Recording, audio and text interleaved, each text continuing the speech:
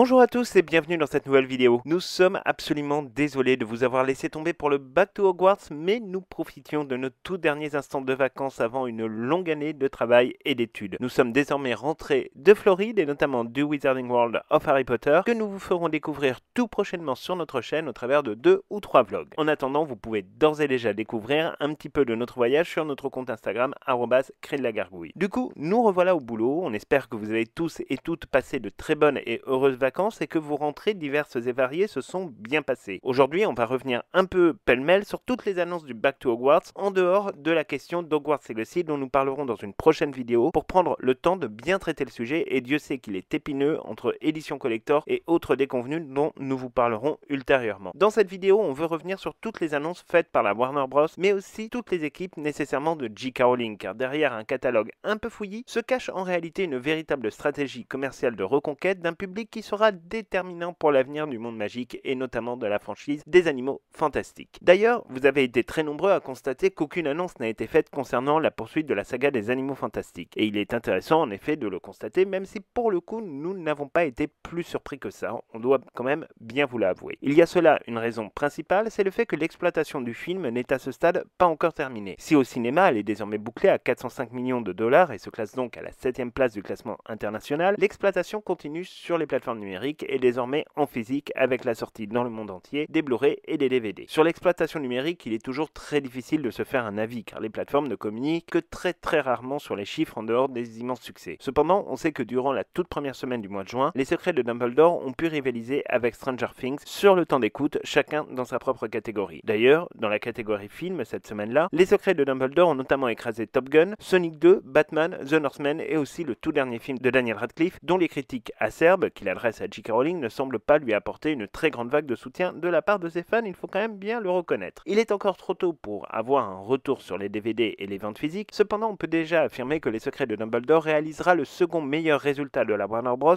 sur l'année 2022, voire même le premier depuis Batman. Une fois tout cumulé, tout est possible. La Warner n'a pas véritablement rencontré le succès escompté sur d'autres grosses productions de son catalogue, comme ce fut le cas pour Elvis, et a dû décaler bon nombre de films sur l'année 2023 puis sur l'année 2024. Il est donc encore un peu tôt pour aborder la question du 4e volet, même si nous n'avons pas de doute que cela interviendra avant la fin de l'année. Du coup, que s'est-il passé de si important dans le Back to Hogwarts cette année? On va faire le point ensemble sur toutes les annonces. Tout d'abord, quelques éléments de contexte. Vous le savez, chaque année, l'événement Back to Hogwarts, lancé depuis Londres et diffusé dans le monde entier, prend de plus en plus d'ampleur, avec certaines années des crus qui sont un peu plus marquants que d'autres. Celui de cette année aura pour le coup eu une résonance toute particulière dans la mesure où nous fêtons les 25 ans de la publication de Harry Potter à l'école des sorciers dans sa version originale, mais aussi les 20 ans de la sortie de Harry Potter à l'école des sorciers au cinéma. Forcément, ça devait être un des événements marquants de l'année. Le moins que l'on puisse dire, c'est que la Warner a mis les petits plats dans les grands en tentant le grand chelem façon Casse de France, en alignant toutes ses productions des parcs d'attractions aux déclinaisons locales de Harry Potter et l'Info Maudit, en passant par les studios mais aussi par ses prochains jeux vidéo. Bref, autant dire que c'était pour le coup un événement pour le moins chargé qui a permis de préciser nombre de points dans l'organisation des événements à venir dans le monde magique. Alors, on vous le dit tout de suite, la France ne sera pas à la fête à ce stade, car de manière assez évidente, nous ne sommes pas une cible économique prioritaire.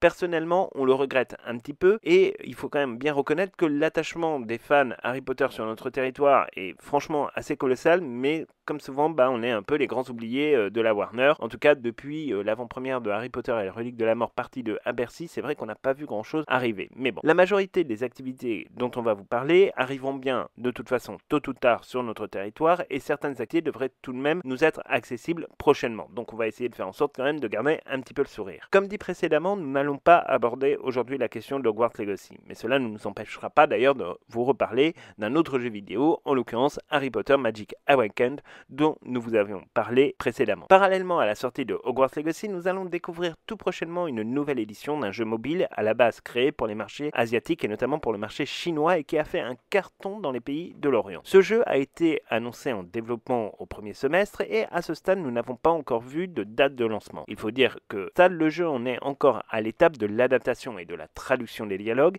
et que les négociations avec Apple semblent compliquées, notamment sur la question des données personnelles. En effet, si le jeu est déjà calibré pour pour Android, il ne l'est pas encore pour le système de l'Apple Store. Ce jeu, qui viendra combler le vide depuis la fin prématurée de Wizards Unite, sera dans un style pour le coup très différent de tout ce que nous avions pu voir pendant des années sur mobile, puisque c'est un esprit très Tim Burtonien qui va habiter Magic Awakened. Dans le clip présenté par la Warner Bros, on en apprend assez peu en termes de nouveautés sur le jeu. Il faut dire que la promotion de Hogwarts Legacy impose un silence quand même relativement discret sur ce qu'il va s'y passer afin de ne pas perdre les spectateurs entre les deux jeux. À ce stade, on a d'ailleurs un peu de mal à distinguer une fenêtre de tir pour la sortie. Certains parlent de la fin de l'année, d'autres de l'année prochaine. Après le lancement de Hogwarts Legacy, tout est possible. Sur les nouvelles images, on distingue plusieurs nouveaux lieux pour expérimenter nos pouvoirs et nos cartes, avec notamment le club de duel de défense contre les forces du mal, les dortoirs avec les salles communes, la forêt interdite, le terrain de Quidditch où nous pourrons jouer au Quidditch, ce qui devrait en ravir certains, la classe d'enchantement et enfin une mystérieuse salle de bal. Rien de bien neuf en somme sous le soleil, mais personnellement nous sommes franchement très impatients de pouvoir découvrir ce jeu dont nous n'avons, on doit le dire, entendu que des choses très positives. Après, il faut avouer que nous avons quand même quelques doutes sur la durabilité du jeu et surtout sur l'engouement qui pourrait vite s'essouffler tant le style de jouabilité est éloigné des standards occidentaux, en tout cas pour ce qui est du grand public. C'est peut-être le seul frein que nous voyons sur le moyen terme pour Harry Potter Magic Awakened, mais on verra bien ce que l'avenir nous réservera. La deuxième expérience que l'on nous propose est la toute nouvelle série YouTube. Alors, oh là, ne vous emballez pas, ce n'est pas encore l'heure de la série. Là, on vous parle davantage en fait de petits courts-métrages sponsorisés par la marque Lego pour aider toute une nouvelle génération de fans à comprendre de quoi on parle. À ce stade, nous avons regardé les 2 premiers épisodes, qui sont globalement de très gros résumés de réponses à des questions comme qu'est-ce que le Wizarding World, qui sont les héros de Harry Potter. À ce stade, l'épisode 1 a cumulé environ 19 000 vues et 14 000 pour le second, ce qui n'est quand même pas de très bon augure pour la chaîne du Wizarding World qui avoisine le million d'abonnés sur YouTube. En soi, le principe de cette série n'est pas mauvais. Le concept aurait d'ailleurs pu être tout à fait malin. Mais Discover Harry Potter cède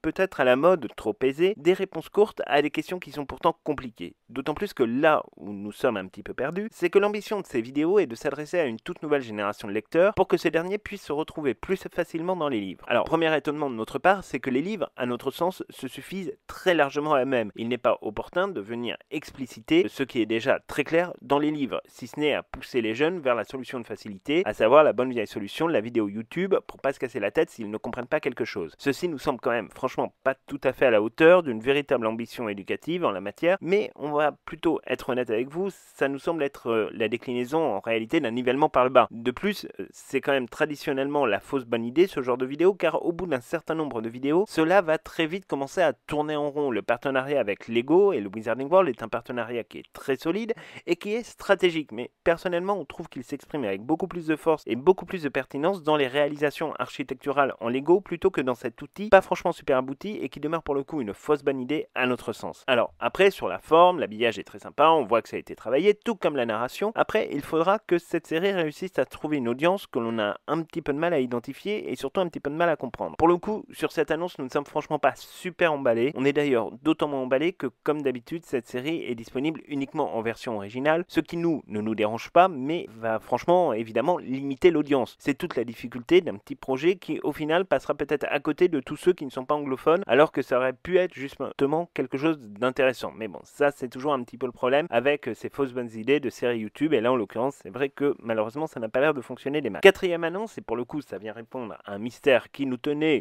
allez on va le dire, assez mollement en haleine depuis plusieurs mois, la sortie de Harry Potter Magic Caster Wand. Il y a déjà plusieurs mois, la Warner avait déposé ses noms de domaine, ça avait été repéré par nos confrères de Rowling Librairie sans en préciser outre mesure la nature. Pour notre part, nous avions tout à fait imaginé ce qui a été révélé au Back to Hogwarts, c'est-à-dire l'arrivée d'une baguette interactive qui permettra de jouer avec sa baguette face à la télévision ou à son téléphone. Bon, autant le dire tout de suite, ce nouveau produit, même s'il est très attirant pour tout collectionneur qui se vaut, a intérêt à être quand même sacrément complet pour ne pas passer rapidement à côté de son public et surtout pour ne pas le lasser assez rapidement. Bon, en gros, le principe il est assez simple. Une fois la Harry Potter Magic Caster Wand commandée et reçue, vous allez pouvoir la connecter via une application dédiée à votre téléviseur, à votre smartphone et à tous vos engins connectés, par exemple les enceintes, que ce soit Apple, Amazon ou Google. Dans ce cadre, vous allez pouvoir réaliser des sorts et relever des challenges à l'aide d'une cinquantaine de sorts. Vous pourrez également défier vos amis à distance dans des duels que l'on imagine d'ores et déjà endiablés. On peut Donc imaginez qu'il s'agira d'une sorte d'aventure très interactive mais dont la durée de vie reste en réalité une vraie question. À ce stade, l'entièreté du procédé technique et connectique n'a pas encore été précisée, ni sa date de commercialisation d'ailleurs aux États-Unis. De ce que l'on voit sur les images, mais cela demeure pour le moment encore une véritable question, il est possible que la Magic Caster Wand soit en capacité de gérer tous les aspects domotiques d'une pièce, pour peu évidemment qu'une telle installation existe dans votre habitation. Il est par exemple possible d'allumer ou d'éteindre les lumières à l'aide de Lumos ou de Nox. On ne sait pas si d'autres applications sont envisageables et surtout quel système en fait se cache derrière en matière de domotique, parce qu'on trouve malheureusement là pour le coup de tout. Alors on sait qu'aux États-Unis ils sont un petit peu plus avancés que nous en matière de domotique. Ils ont déjà beaucoup de choses connectées. En France, c'est quand même rarement le cas et c'est réservé pour l'instant à une élite compte tenu quand même des prix. Donc là-dessus, il va falloir que la Warner apporte des précisions sur les systèmes qui seront compatibles et ceux qui ne le seront pas. À ce stade, aucune date de sortie n'est prévue aux États-Unis, mais devrait être annoncée très prochainement. Cependant, pour l'Europe, il faudra encore quand même attendre un petit peu et surtout s'équiper en conséquence pour avoir en fait une véritable interaction avec la baguette. Et ça, c'est un petit peu limité. De ce que l'on croit comprendre,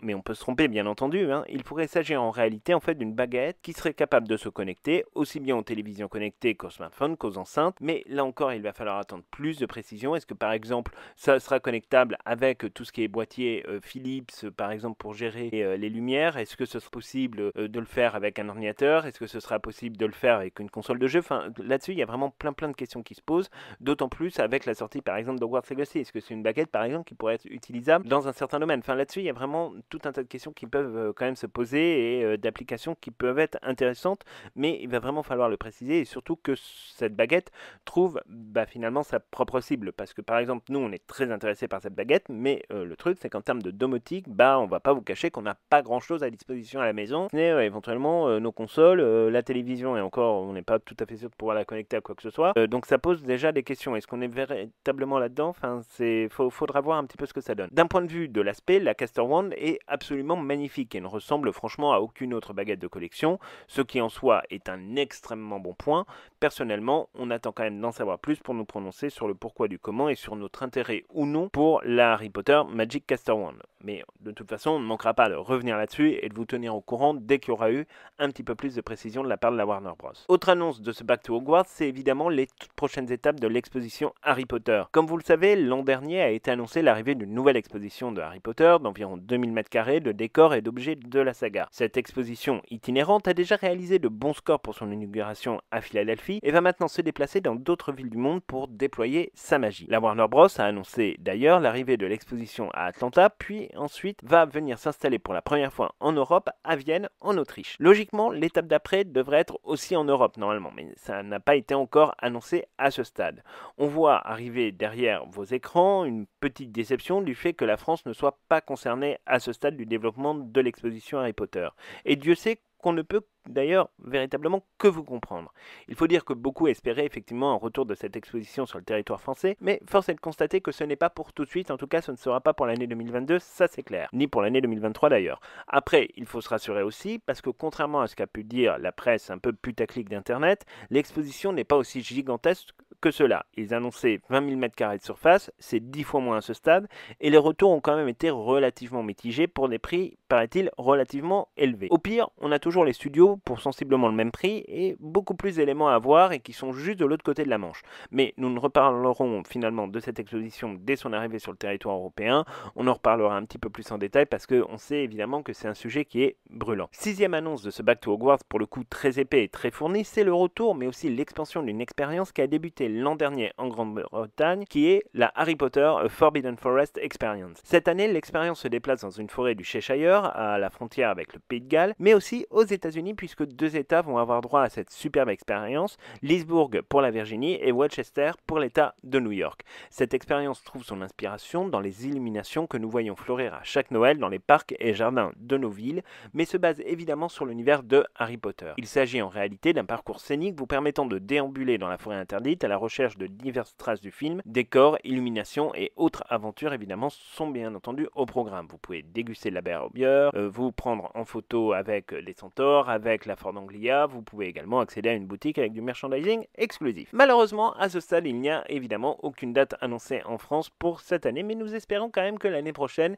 il y aura une arrivée de cette expérience dans la forêt interdite avec un petit peu de chance si la Warner nous écoute. Nous, en tout cas, on est preneurs. 7e aventure, cette fois-ci, c'est à Chicago. C'est le déploiement de l'expérience Harry Potter Magic at Play. Alors, lors de l'ouverture de la boutique new-yorkaise de Harry Potter l'année dernière, la Warner Bros a mis en œuvre 2 expériences payantes de réalité virtuelle où les visiteurs de la boutique peuvent partir à l'aventure dans le domaine de Poudlard. Cette expérience, qui a rencontré un vif succès, a été donc exportée à Chicago et ce sera basé a priori sur le Quidditch. À ce stade, on n'a pas encore énormément de détails, mais il s'agira d'évoluer dans un contexte consacré au Quidditch lors d'un match vraisemblablement. L'événement débutera le 11 novembre à Chicago et à ce stade, aucun développement de Magic at Play n'est prévu en dehors des États-Unis d'Amérique, y compris malheureusement en Grande-Bretagne et évidemment, vous vous en doutez, en France. 8e annonce et qui va ravir notre communauté d'auditeurs au Canada et notamment au Québec, c'est l'arrivée d'un événement spécial pour la période de Noël, à savoir une reproduction apparemment grandeur nature du bal de Noël, vous le savez, le fameux Yule Ball. La Warner est restée pour le coup quand même très discrète sur les contours de cet événement, mais on sait d'ores et déjà qu'il se déroulera dans 4 villes autour du monde, a priori de manière quasi simultanée: Milan, Montréal, Mexico et Houston au Texas. À ce stade, rien n'a été annoncé pour la France, mais on croise tout de même les doigts pour l'avoir un jour ou l'autre. Plus de détails seront évidemment communiqués ultérieurement par la Warner et nous avons hâte d'ailleurs d'en savoir un petit peu plus. Enfin, le meilleur pour la fin, la Warner Bros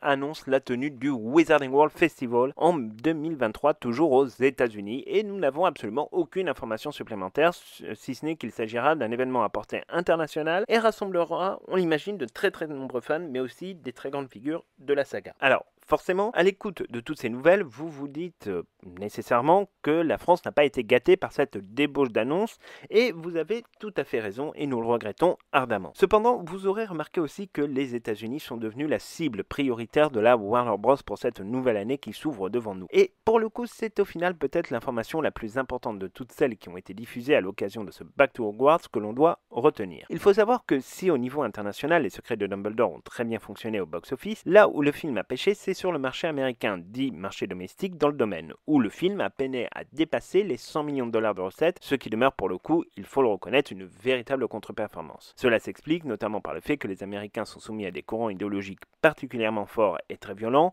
allant globalement du wokisme au trumpisme, avec assez peu de marge au milieu. Les spectateurs américains sont donc très difficiles à convaincre en dehors des logiques idéologiques. Et si vous rajoutez à cela toute l'affaire autour de Johnny Depp et celle de J.K. Rowling, vous avez tous les ingrédients pour, on va dire, aller vers la contre-performance que nous avons pu observer. Le plan est donc désormais de réenchanter un petit peu les fans américains. Il faut leur parler à nouveau, les faire rêver à nouveau et les amener finalement à s'intéresser à nouveau au monde magique. Ainsi, il n'est donc pas tout à fait illogique de voir se dérouler la majorité des événements aux États-Unis. Cela se justifie par une nécessité économique. Les États-Unis représentent une cible particulièrement importante donc pour la Warner et surtout pour relancer les fans dans les aventures du monde magique de J.K. Rowling. Lorsque le 4e opus des Animaux Fantastiques sera lancé, il faudra que le marché américain suive cette fois-ci afin de ne pas réitérer la contre-performance des secrets de Dumbledore. Il était donc assez évident pour nous que la Warner allait mettre le paquet outre-Atlantique pour remobiliser les fans qui ont pu souffrir des polémiques débiles et stériles lancées par une poignée d'individus qui ne se représentent qu'eux-mêmes. La Warner Bros a donc fait un choix tout à fait logique et qui permettra d'avoir une bonne dynamique pour aborder la suite de la saga de manière, on va dire, assez tranquille et d'envisager le futur, on va dire, de manière un petit peu plus radieuse. Alors c'est vrai que nous, quand on a découvert les annonces de Back to Hogwarts, on s'est dit tout de suite,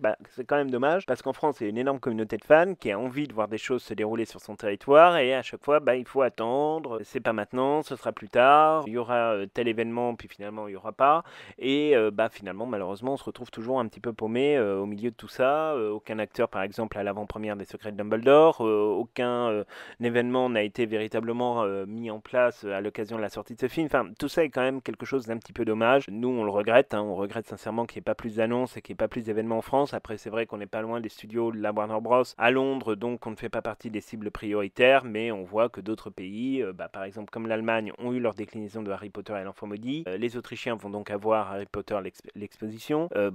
Voilà, les Italiens vont avoir le bal de Noël. Alors bon, est-ce qu'on s'en l'est avec les Espagnols en se disant que les Espagnols ont pour l'instant rien, mais c'est vrai que ça reste quand même quelque chose d'un petit peu dommageable, on trouve, de manière assez évidente pour la saga et au niveau des fans français qui pourtant ont assuré quand même au box-office pour les Secrets de Dumbledore, où où il y a eu des chiffres quand même franchement tout à fait honorables, surtout dans un contexte où les Français ont du mal à retourner au cinéma après la crise du Covid-19. Donc bon, on est un petit peu triste là-dessus, mais c'est pas grave.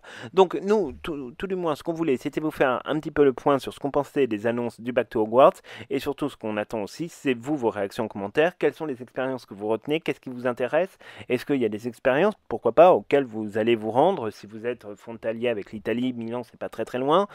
Pareil avec l'Autriche, hein, on n'est pas très loin si vous habitez dans le centre de la France, donc enfin à l'est de la France, donc tout est possible. Dites-nous vous vraiment s'il y a des choses que vous trouvez vraiment intéressantes. Qu'est-ce que vous pensez de la Harry Potter Magic Castor Wand?